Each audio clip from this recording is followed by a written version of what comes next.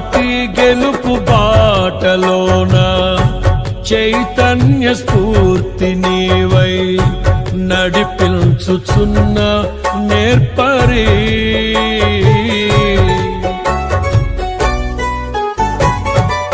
అలు పెరుగని పోరాటాలే ఊహించని ఉప్పెనలై నన్ను నిలువనీయని వేళలో హృదయాన కొలువై ఉన్న ఇశ్రాయేలు దైవమా, జయమిచ్చి నడిపించితివే నీ ఖ్యాతికై.